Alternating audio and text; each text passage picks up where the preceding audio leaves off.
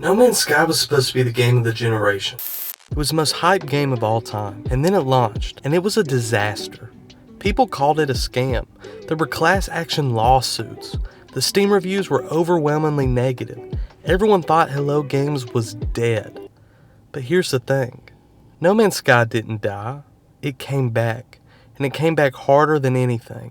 This is the story of gaming's greatest comeback.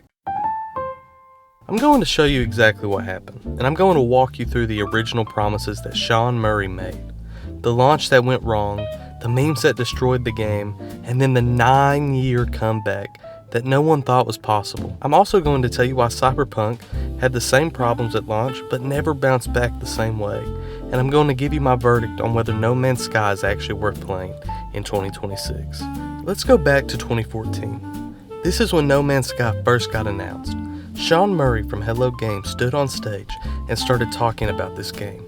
And honestly, it sounded like he was lying. He said you could go anywhere in the universe. Every planet was procedurally generated. Every planet is unique. There's no loading between planets. You can land on any planet.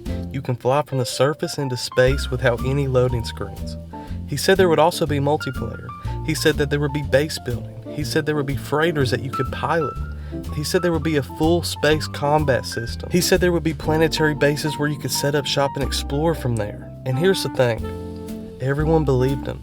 The game looked incredible in the trailers. The pacing was perfect. The music was beautiful. People lost their minds over it. It became the most wishlisted game on Steam at the time. Pre-orders went through the roof. Streamers were already making videos about it before it even launched. This was the game that was supposed to change games. Then August 2016 rolled around, and No Man's Sky launched. And honestly, it was a disaster. There was no multiplayer, even though Sean Murray had talked about it in interviews. Even though it was in the trailers, it just wasn't in the game. Base building was barely there. You could build a small structure, but it was clunky and limited. Nothing like it was shown in the trailers. Freighters? Gone. The entire freighter system was missing. Space combat was broken. Ships would clip through each other. Weapons didn't work properly. The whole thing was janky. From planetary bases? Nope. That also wasn't in the game. And the biggest problem, the universe felt empty. There were billions of planets, but they all felt the same. The procedural generation was so repetitive that after an hour, you didn't want to explore anymore. Then the Steam reviews came in, and they were mixed at first, but then quickly turned negative. People were furious. They felt lied to. And then the memes started. People made jokes about how Hello Games had scammed everyone. Reddit threads were calling in for class action lawsuits. And Sean Murray and Hello Games went silent. They stopped doing interviews. They stopped streaming. They didn't explain anything for 6 months. It looked like the whole studio was done. For 6 months, nothing happened. No updates, no statements, no explanations.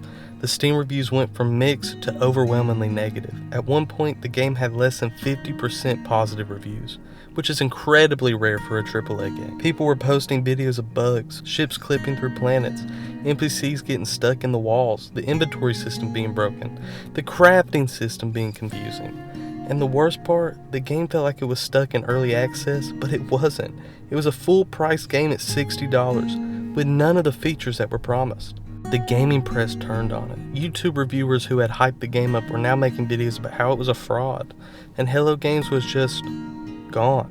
They didn't respond to criticism. They didn't even apologize. They didn't explain what was happening. For 6 months, it looked like No Man's Sky was dead, and honestly, most people thought it was. Then in November of 2016, 6 months after launch, Hello Games released the Foundation update, and this is where everything changed. The Foundation update added base building for real, not the limited clunky version from the launch, but actual proper base building.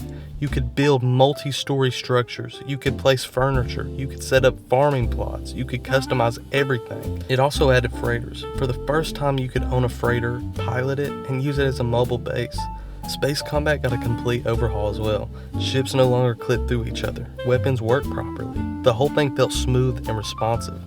Terrain generation got fixed. Planets stopped feeling so repetitive. There were more variety in biomes, more variety in flora and fauna. Steam reviews started shifting from overwhelmingly negative to mixed, then from mixed to mostly positive. People started coming back. Streamers started playing it again. And Hello Games didn't stop there. After Foundation, they kept going. Aquarius update added underwater exploration. You could dive into oceans, explore sea caves, and find underwater resources. OPVR added full virtual reality support. Not a stripped down version, but complete VR support with motion controls.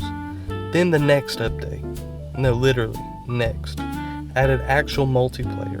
You could finally play with friends, you could see other players in the world, you could team up and explore together. And then the Beyond update added online co-op and improved the VR. You could join friends' games, you could share bases, you could trade with other players. Origins update added new biomes and better graphics. Planet Generation got more variety, the lighting got better, the whole thing looked more beautiful. Frontier update added player-driven economies. You could set up shops, trade with other players, and build an empire. And then in 2024, the Voyager update dropped. It added buildable Corvettes that you could customize and command. It added walkable interiors on ships and stations. It added full spacewalks where you could walk in zero gravity. And it added multiplayer crews where you can invite friends to your ship and work together. That is over 20 free updates over the 9 years of content. No paid DLC, no monetization, no battle pass, no microtransactions, just content. I'm not gonna lie, guys, as I'm editing this video, I just realized they just dropped a new one, a new update. It's called Swarm. If you didn't know, I guess now you do. And in 2020, player count was climbing up. By 2024, Steam reviews were mostly positive, and now at 2026, No Man's Sky is one of the best survival games on the market. Now you're probably thinking, what about Cyberpunk? They had the same problems at launch, right? And you're right, Cyberpunk launched broken, buggy, and missing features. The Steam reviews were overwhelmingly negative. People called it a scam as well. But here's the difference. The studio didn't commit to free updates the same way Hello Games did. The studio charged for DLC. They took longer to release updates. They didn't stay humble. They made excuses. They blamed the hardware. They blamed the press. Hello Games stayed quiet. They didn't make excuses. They didn't blame anyone. They just shipped updates, and they never charged for any of it. That's the difference. Hello Games earned back trust by actually doing the work, not by making promises. And that's why No Man's Sky bounced back, and Cyberpunk is still struggling to regain that reputation. So here's my verdict. Is No Man's Sky worth playing in 2026? Yes. If you like exploration, if you like base building, if you like chill, relaxed gameplay, where you can just go at your own pace. But no, if you want competitive gameplay, no if you want fast action, no if you want a game that's going to keep you on your toes. Steam reviews are very positive right now. The game is actually good now. It's not just good for a comeback game, it's just a good game. If you're on the fence, wait for a sale. It's often 50% off, and if you have a VR headset, it's one of the best VR experiences available right now. No Man's Sky was the biggest flop of all time, and it took 9 years to come back. Over 20 free updates and no paid DLC. And now it's one of the best survival games on the market. And in my next video, what happened to Valheim?